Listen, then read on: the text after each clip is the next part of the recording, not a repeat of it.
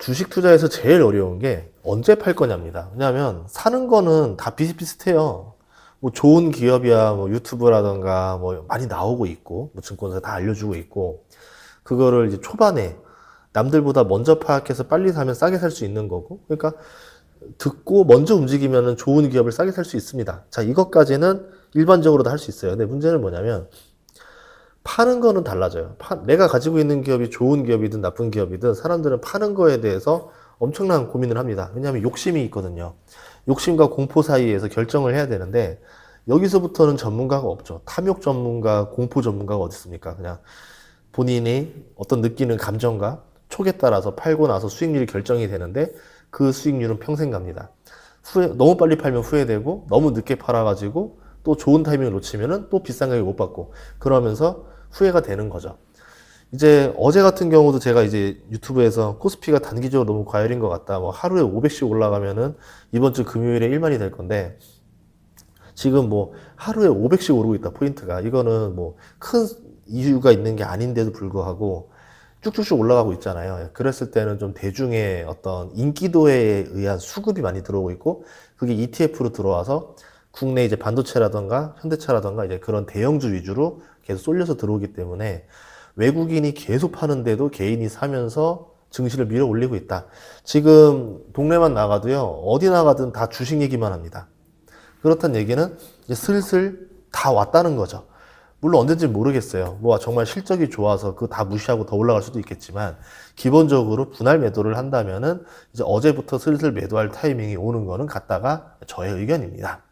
자, 그리고 오늘 10시 반에 어떤 뉴스가 하나 저기 있었는데 증시가 갑자기 떨어졌었어요. 한 10시 반쯤이었던 것 같아요. 10시 반쯤부터 갑자기 훅 떨어지더니 갑자기 증시가 내려왔다가 다시 반등을 치고 뭐 또 내려갔다가 다시 장 마감되면서 반등을 치는 모습을 보여주고 있습니다. 그러니까 외국인이 엄청나게 팔고 있는데 개인의 매수세로 버티고 있거든요. 그래서 마이너스 2%, 4%를 왔다 갔다 하는데 최근과 다른 점은 뭐냐면은 플러스로 전환을 못했습니다. 그만큼 아마 오늘 외국인 매도세가 역대급이지 않았나라는 생각이 들어요. 실제로 보면은 장 중이었음에도 불구하고 외국인이 5조 4천억을 팔았습니다. 아마 장 마감하면 7조 정도 넘어가지 않겠나 보고 있거든요. 그러면은 목요일에 저번 주 목요일에 6조 7천억 그리고 금요일에 5조 2천억 월요일에 2조 8천억 그런 오늘 한 7조 정도 하는데 개인이 그거를 다 받아주면서 기관은 지금 거의 참여를 안 합니다. 기관은 갑자기 저번 주 들어서 지켜보고 있고 지금 개인들이 물량 다 받아주면서 증시를 끌어올렸어요.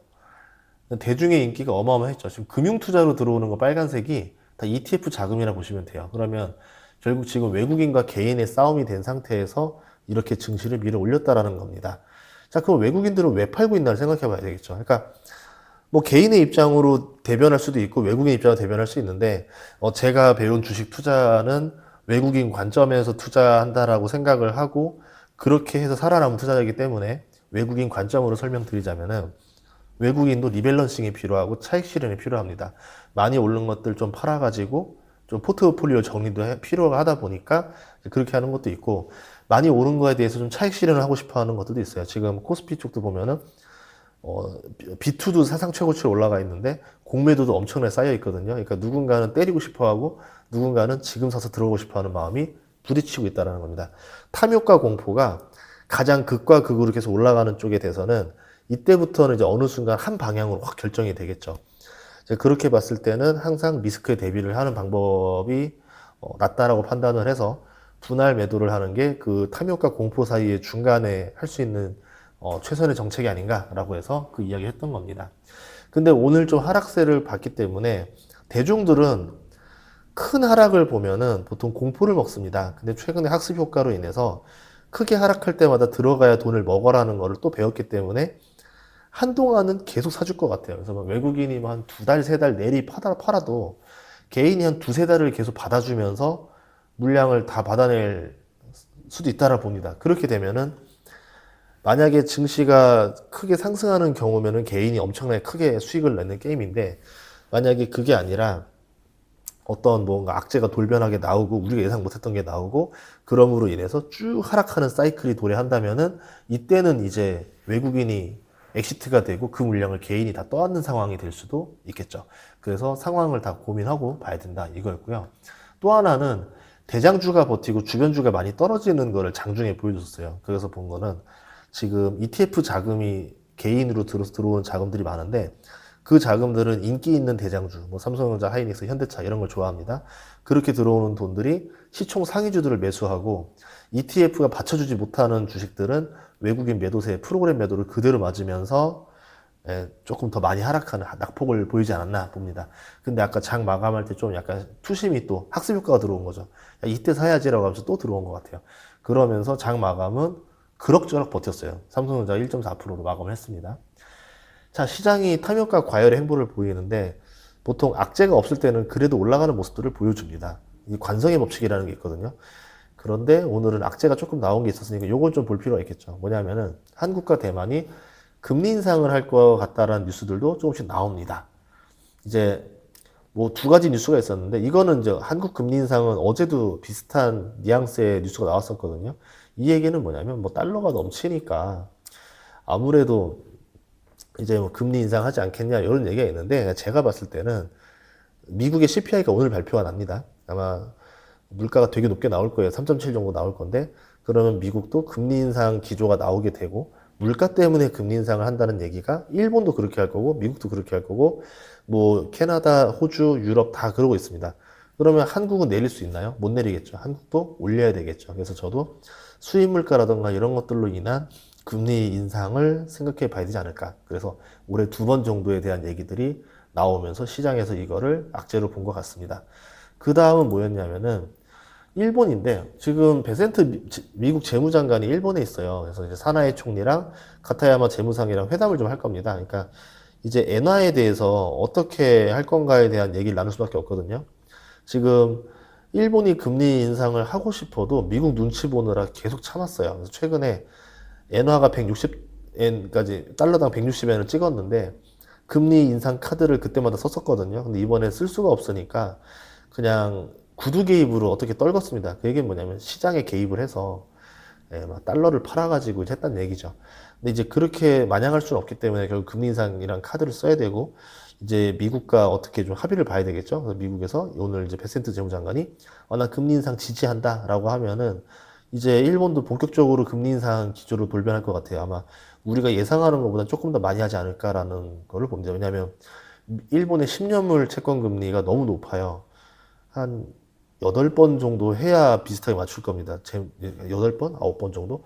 그만큼 갭이 엄청 벌어져 있기 때문에 기준금리가 시장금리를 서서히 따라가야 되는 상황이 되겠죠. 그래서 한 장기적으로 꾸준히 금리 인상을 해야 되는 상황, 수입물가의 부담도 꽤 올 것이다 라고 보고 있고요.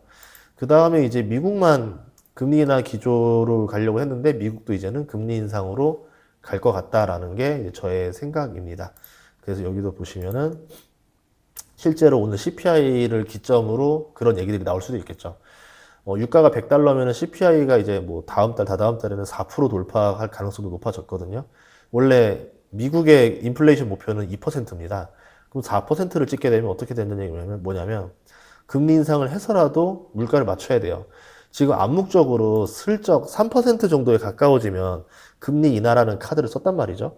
자, 그런데 그때부터 썼거든요. 3% 기준점부터 내려올 때부터. 그러면 4%라고 하면은 금리 인하 카드는 뭐 물 건너 간 거고 미국도 금리 인상해야 되는 거 아니냐라는 월가의 의견들이 나오면서 여론에서 얘기가 나오고 아마 다음 FOMC에서 그런 얘기들 또 하필 캐비노 씨로 연준 의장이 바뀝니다. 연준 의장 바뀔 때마다 한 번씩 발작을 했었어요, 증시가. 그렇기 때문에 그런 점에서는 그렇게 좋지 않은 상황에 하필 CPI가 토스를 올렸다. CPI 토스 그러면 이제 캐비너 씨가 스파이크 이런 것도 고민 좀 해봐야 된다. 여기 있었고요. 그 다음에 10년물 국채금리가 전쟁 전만 하더라도 3%였다가 지금 4.4가 됐죠. 그러니까 2번 정도의 금리 인상도 고민해봐야 될 수 있다. 페더치를 보면은 이거 CPI 먼저 보여드릴게요. 2달 전에 2.4였습니다. 그러니까 당연히 2%에 가까워지니까 금리 인하를 얘기하는 게 맞았죠. 그런데 어떻게 됩니까? 근데 이제 전쟁 나고 나서 데이터를 봤더니 3.3이 나왔어요. 그 다음 데이터가 어떻게 나옵니까? 지금 3.7이 나왔어요. 그리고 지금 유가가 몇 달러입니까? 100달러죠. 그러면은 다음 달에는 4% 넘는 것도 볼 수가 있겠죠. 자, 그러면은 이제 미국도 금리 인상을 뭐 한 번, 두 번 정도 할 거 아니냐라는 얘기에 따라서 증시가 조금씩 발작을 하는 상황이 나올 수도 있다라는 겁니다. 자, 그래서 페드워치를 봤더니 페드워치에서는 올 연말까지 금리 동결 확률을 70%로 보고 있고요. 금리 인상할 확률을 23%로 보고 있습니다. 금리 인하와는 전혀 다른 얘기들을 하고 있다는 거죠. 자, 이게 지금 악재다. 자, 근데 지금 증시에서는 우리가 지금 이번에 나타난 악재가 요만큼인 거고, 호재는 뭡니까? 근데 AI 돈 너무 잘 버는 걸, 계속 메모리 너무 좋은 걸, 반도체 짱짱인 걸, 이 호재와 악재 간의 지금 힘싸움입니다.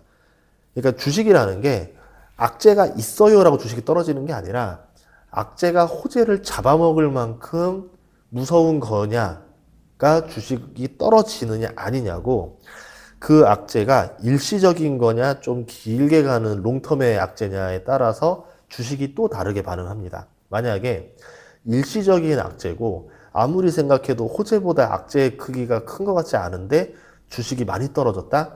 그러면은 싸게 살 수 있는 기회가 되겠죠. 이게 매수의 기법 중에 하나예요. 근데 물론 그때가 언제 올지 모르니까 항상 현금으로 기다린다? 이건 너무 불가능한 일인 거죠. 그래서 그냥 좋은 주식을 분할로 계속 사두는 전략도 나쁘지 않다. 자, 반대로 분할 매수로 계속 사가는 구간이 아니어야 되는 시기가 딱 한 번 있습니다. 22년 금리 인상이라던가 이런 것처럼 기업의 성장성은 끝나가고 주가는 PER 대비 너무 높은 상태가 됐고, 그런 상태에서 금리 인상이라는 장기 금리 인상으로 시장에 계속 장기적인 악재를 투하할 가능성이 있다. 이런 경우에는 빠져나오는 게 맞죠. 분할 매수를 멈추고 살짝 빠져나오는 게 나을 때도 있죠. 여러분이 악재의 크기를 좀 보시고 악재의 길이를 보시고 이 악재가 호재보다 더 큰 거냐 작은 거냐를 보셔야 되는데, 이번에 금리 인상은 22년도 금리 인상보다는 약할 겁니다. 그러면 시장에서는 3, 4년 만에 다시 또 되풀이하는 도돌이표, 재탕이죠. 시장에서 그러면 이 악재를 엄청 크게 생각할까요? 생각보다는 크게 악재로 받아들이지 않을 것 같아요. 이 금리 인상으로 인해서 뭔가 벌어지는 이벤트들이 나오지 않는 한은 단순히 이 이야기 가지고는 시장이 막 과하게 반응하거나 그럴 정도까지는 아닌 것 같다. 예, 이거 제 의견입니다. 이제 월가가 어떻게 해석하냐에 따라 다 달라지겠지만, 그래서 오늘 밤에 CPI 잘 보시고, 오늘 밤 CPI에서 미국 증시가 어떻게 발작하느냐를 보시고, 그걸 보고 여러분이 악재와 호재의 크기를 보신 다음에 투자를 지속할 건지, 분할 매도를 할 건지, 오히려 좋은 기회에 싸게 매수하는 타이밍으로 잡을 건지를 여러분들이 쓰셔야 됩니다. 이건 스스로 결정을 할 수밖에 없는 일들이에요. 그래서 이렇게 마무리하도록 하겠습니다. 좋은 하루 되시고요. 구독과 좋아요, 알림 설정 부탁드릴게요. 고맙습니다.